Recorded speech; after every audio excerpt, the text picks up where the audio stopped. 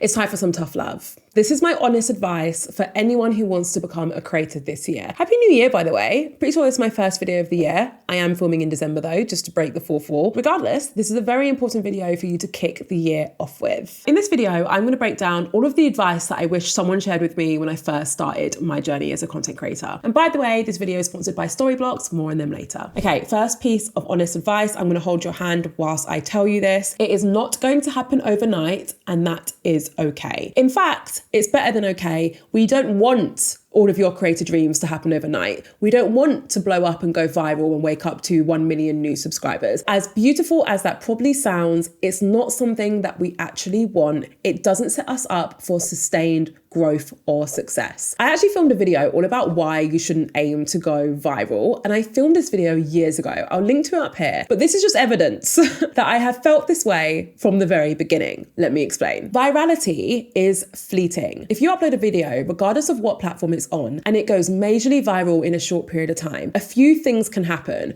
One is that your popularity dips immediately afterwards. So people love that one video, but they never follow you, subscribe, so you kind of just go back to normal, which isn't the end of the world. Two, people love the video that you went viral on so much that you feel like you can only create videos similar to that in the future. And anytime you deviate from that video, your views drop, so therefore you go back to filming the same thing. This usually ends in burnout and you feeling incredibly unmotivated about the work that you're doing. Three, and this is usually the option that people assume will happen, you go viral, everyone follows you as a result, and people love everything that you do. Like everything you touch turns to gold. Whilst this probably sounds like the most amazing, is this like a Girl Scout or like a brownie thing that I'm doing? Whilst that probably seems like the most amazing outcome, there is a downside to that outcome too, because if you've gone viral suddenly from one video, even if you're able to sustain that popularity, there's a big chance that you're not making the most of the popularity because your business probably isn't set up on the back end to actually facilitate that amount of growth. For example, I've worked with a creator who went viral once and they remained viral for months and months. After that time, their audience just grew.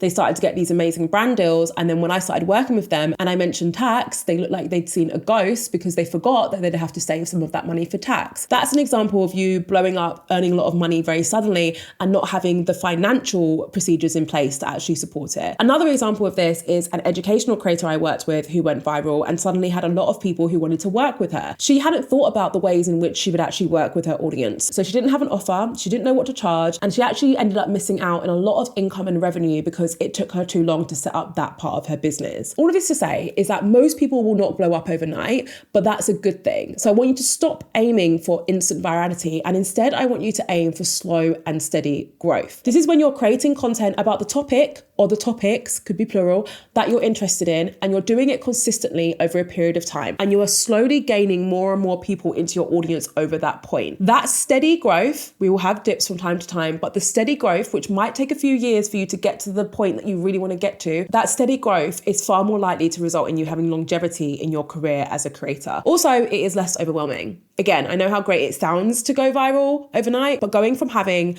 a few comments every week on your content to suddenly getting thousands, that switch that you go through where the volume of conversations you're having suddenly changes, it takes a while to get your head around. And this is coming from a creator who I've had viral-ish videos, but I've never gone as viral as some people go. And for me, I was like, whoo, this is tough.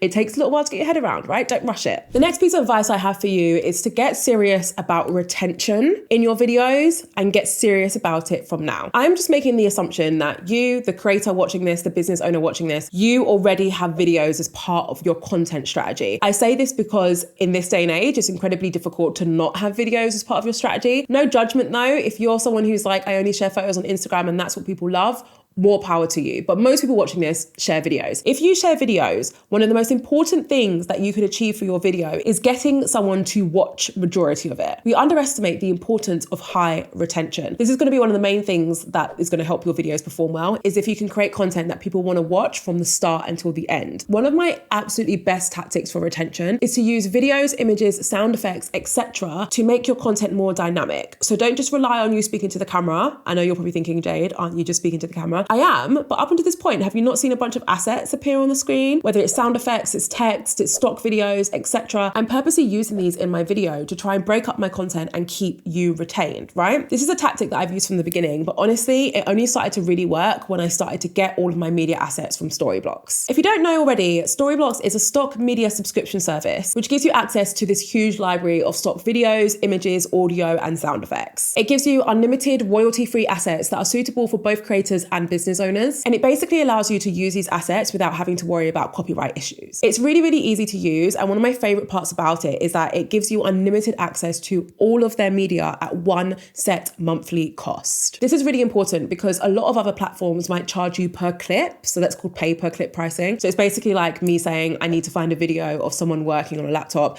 and then paying for me to use that video. With Storyblocks, I just pay a monthly fee. And as a result of that monthly fee, I'm able to get access to all of their media assets and unlimited access to. The library that you get access to is honestly one of the best in the market. It's refreshed frequently and it commissions content based on customer demand. The result of that is that you're able to access high quality, diverse content that's suitable for any of your video needs. They also compensate all of their artists fairly. And I don't think I need to explain just how important that is. So if you want to focus on increasing the retention of your video content, I really recommend checking out Storyblocks. Head to storyblocks.com/Jade Beeson, or of course you can visit the link in my description. Okay, so my next piece of advice for you, right, is having a high posting frequency. So basically telling yourself that you're going to post multiple times a day on TikTok, every day on Instagram, twice a week on YouTube, etc., is completely pointless if it's not sustainable. And this is like a tough pill to swallow, I think, because a lot of us know that our best bet to post on social media is to post frequently, right? So every now and then we get these bursts of motivation. You're probably getting one right now because it's the start of the year. You're getting this burst of motivation where you're like, oh my God, great. I'm going to be posting every day on Instagram. I'm going to be doing X, Y, and Z. By the end of the year, I'm going to grow by this amount. But the thing is, guys, if it's not sustainable for you, if that doesn't suit your lifestyle, there's no point, because you're going to do it for 4 weeks and then you're going to stop and you won't get to actually reap the rewards of having a frequency like that because you didn't do it for long enough. Or what's even worse for a lot of us is we'll do it for a couple months maybe and then we'll burn out, because actually it wasn't sustainable for us and didn't suit our lifestyle. And just on the lifestyle piece, like if you know that you have 5 kids and you do the school run and they all go to different schools, which would be odd, but you know that like you're out and about with the kids every day for like 8 hours a day or something, telling yourself that you're going to post 5 times on TikTok that day, when you know for a fact that that's probably not going to happen, all you're doing is setting yourself up for failure. If you have set a goal to post more content, so to increase your frequency on one of your channels, which I have this year as well, I've set that goal for my Instagram. Please make sure that you've figured out how you're going to facilitate posting more content. Don't just tell yourself from now on you're going to post 5 times a week on Instagram. Make a plan. If you are currently operating at full capacity and you do not have any spare time in your day apart from the hour you spend just scrolling on TikTok at the end of the day, right? If you're already maxed out, don't tell yourself you're going to post more. You're not. You don't have any time. You have to cut something out in order for there to be space for you to spend more time creating and sharing content, right? I don't want us to set ourselves up for failure, is basically all I'm saying. If you're going to increase your posting frequency, great. I'm rooting for you. Make sure you figure out how you're going to do it and make sure it fits with your lifestyle. Okay, this one's a little bit deep. If you know my content well enough by now, you know I have a habit of like putting the slightly trickier conversations to have later on in my video, because I feel like if you're still with me by this point, then you get me and therefore you're going to understand what I'm saying. This learning is that things will change when you start making money. Not always for the better. Mostly things will change for the better. Let's not pretend that money doesn't help a lot of people's lives. Like, of course it does. So there's huge benefits from making money. Sometimes when you're so focused on making money as a creator, the negatives that come with it can sometimes catch you off guard, because in your mind, you weren't really mentally prepared for any negatives. So let me break down what some of these negatives are. The first one is that content creation will feel like work. For a lot of us, when we start this journey, content creation is a hobby. When you start making money, it will not be a hobby, it will be a job. Even if you already have a job, it's now another job that you're doing. The second it becomes a job, it is not as fun, at least for most of us. You can still have fun doing it, but now there's deadlines and there's some pressure alongside it. So it's not as fun as it used to be. That doesn't mean that you hate it, okay? This is what I mean about people not being mentally prepared for the negative sides, is that if you aren't prepared for the negative sides of earning money, you can sometimes make them mean more than they do. So you start earning money for your content creation and then you're like, wait, I'm not enjoying this as much as I used to. Maybe this isn't for me. Maybe I should change all my content. Maybe I should quit. When actually it's just a natural switch between this being a hobby and this being a job. What that also means is that you now need a different hobby. And this took me years years for me to realize this. I've only just realized this. I still sometimes see content creation as a hobby. It's not my hobby anymore. It's my job, which means I now need a hobby. I now need to spend time not on content creation. So just keep that in mind. Another thing that's going to happen when you start making money, depending on how you make money, is that your audience might start to feel a bit more entitled to you in your life. I'm very fortunate in that this hasn't quite happened to me, but I think that's because of my niche. I think lifestyle vloggers get this more. I recently watched a vlog of a creator who I met a while ago. She is moving to another country, right? And I was like, oh, how interesting. I wonder why she's moving there. So I watched the vlog. I scrolled down and a few comments caught my eye. She was getting ripped in her comments from her audience, basically demanding more information on why she was moving to another country. They weren't satisfied with her answer. And I literally saw comments which said, we pay your bills, so you need to tell us why you're moving. And that like blew my mind because you guys would never do that to me. But I was like, what? People are going to feel entitled. If they feel like they are responsible for your income, they will start to feel like you work for them. And that can change the dynamic sometimes. Again, not with everyone. I'm very fortunate you guys have never made me feel that way. But for some people, that does happen. Another negative, and one that I have experienced, is what happens when you start to sell something. So if you start to sell a product or service, some people will not like it. And that's completely fair. An example of I had with this was I do these challenges inside my membership, and I did my Instagram challenge like a while ago. And I spoke about it on my community tab. And I got a comment from someone, because basically in order to do the Instagram challenge, it's like a 4-week challenge, you have to join the collective. And I got a comment from someone being like, it's really unfair that you are charging for this challenge, which I thought was a really interesting view, because in my mind, I'm like, but all of this content that I share on YouTube is free. Nothing in life is free. You're giving me your attention, you're watching some ads, and I'm earning from the ads, don't get me wrong. But for the most part, to learn from me on YouTube, it's mostly free. So then when I do something like an Instagram challenge that takes myself and my team months to create and months to manage, I have to charge for it because otherwise my business doesn't make money. But I thought it was interesting that even with a business model like mine, that I actually think is pretty fair because so much content is free, even with a business model like that, people still won't be happy with it. And that is just genuinely something you have to accept. Obviously, with all of those in mind, these are my usual caveats that I have to say for the odd person who doesn't know my content and therefore is probably judging me right now. Obviously, with all of that in mind, being able to earn money through social media as a content creator is an incredible privilege. And none of those negatives negate that. Like, none of those negatives detract from the fact that this is an incredible job to have and an industry to be in. These are just things. These are just advice and things that I think is worth knowing before you really get going. That rhymed. Next piece of advice. Everything doesn't work for everyone. I feel like I have to share this in at least one video every year because it's so important and it's just worth repeating. Everything doesn't work for everyone. Now, let's take my content, for example. When I create this educational content about how to, launch your business, I'm creating that video for the masses. So I'm hoping that loads of people watch it and loads of people get value from it. That will mean that there will be a portion of people who watch that video who will be like, this doesn't work for me because I want to create a business that sells a product and this video is about how to create a business that sells a service. That's okay. It's impossible for educational creators to produce content for the masses that will work for every single person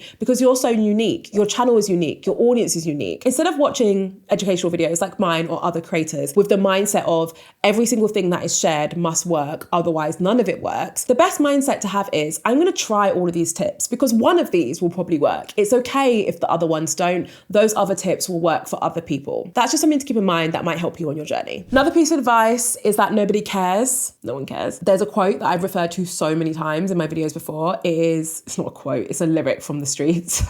And the lyric is, you'd worry less about what they thought if you realized how little they did. I remember hearing this in the early days of my YouTube channel. Like, I don't even know if I'd started it yet. And it just scratched that part of my brain that needed to be scratched. And I was like, yeah, I needed to hear this, right? So maybe you need to hear this today. You'd worry less about what they thought. So you'd worry less about what all of your friends or your family, all these strangers think, if you realized how little they actually think about you. No one cares. No one cares. We're all so busy thinking about ourselves. Like, even if you pop up in conversation to someone you went to school with and they're like, did you see she started a YouTube channel? Oh yeah, that's weird. That's literally where the conversation's going to end. Like, that's it. No one's doing think pieces on your journey to becoming a content creator unless you are already famous. It's just not happening. So next time you convince yourself not to film or take some photos because you're too embarrassed and what will people think, I want you to remember that lyric. You'd worry less about what they thought if you realized how little they did. All right, guys, we're almost there. I didn't realize just how much advice I'd written down, but it turns out there's a lot of things I wish I knew at the beginning. So there's a lot of stuff for me to share. The next one is that you can't fake it. this is a big one. You cannot fake caring about something in your content, especially if you create video content. Double especially, doesn't make the most sense. Especially. What? Especially times two, let's go with that. If you create long form video content like the one that you're watching right now on YouTube, if you do not care about the subject that you're talking about, so let's say you've decided that you're going to create content about finance because you know that you can make a lot of money if you talk about finance, but you actually don't care about finance. Do you know how difficult it's going to be for you to come across as someone who's engaging and excited to be filming that video if you actually don't care about what you're talking about? Also, you're going to burn out so quick. Like, it is going to be the easiest thing for you to quit and give up on if you don't care about what you're talking about. People frequently, maybe not so much anymore. When I first got started, I remember people saying to me like, aren't you worried that you're going to get bored about talking about marketing? And I was like, babe, I've literally worked in marketing for 8 years. I studied it for 4 years before that. I've already been talking about marketing for several years. Like, this is already something that I do every day. It's something that a lot of people in the world do every day. And therefore it's easy for me to continue doing this. I actually enjoy talking about this stuff. And hopefully you can tell by the way that I talk about it. If I didn't, I would have quit by now. And none of you guys would be following me because you'd feel it. You'd feel the vibe through the lens and you'd be like, this girl's not it. She's not being genuine. So keep that in mind. The last one, and this is just a quick one. I truly believe that if you commit yourself to these two things, you will see success. I don't know when you're going to see success, but you will see success. The first thing is consistency, obviously. I'm not going to harp on about it. We all know that if we upload content regularly and consistently on social media, that puts us in a good position to actually seek success. But the other thing is a commitment to improving. You kind of need both. One doesn't really work without the other. It's not enough just to be like, I'm going to post 2 YouTube videos a week and that is it, if you're not also going to commit to try and improving your content. If you go back to the first video that I ever uploaded, which, as I said it, I'd probably wish I didn't ask you to go back to that video, but I've said it now. Go back, watch the video. This video is a lot better, or at least I hope it is, because my God, has it been more expensive to create. But this video is a lot better. Like, I've consistently been trying to be better on camera, to present better, to research better, to buy better cameras, to get an editor who's better at editing than me, to buy better lights, like everything I'm constantly trying to improve. And whilst I'm not saying that with every video you have to make this huge improvement, sometimes it is the smallest thing. Sometimes it's you figuring out what camera angle is right for you, which I still don't feel like I've really nailed. Sometimes it's you taking a little bit longer to plan your vlog for the day instead of just grabbing the camera and filming straight away. They could be micro improvements and they don't have to be after every video, but you do have to be improving. Like, in the long run, you got to be improving. If you're consistent and you improve in the long run, you will eventually see success. Okay guys, loved filming that. I love filming videos like this. Let me know if you enjoyed it, because then I'll film more. If you feel like hanging around, I recommend watching this video. It's all about the strategy and the tactics that I'm using to improve my business as a creator this year and beyond. Do not forget to check out Storyblocks via the link in my description so that you can get your hands on high quality video, images, and sound effects. Thank you so much for watching. As always, I can't wait to see you in my next video.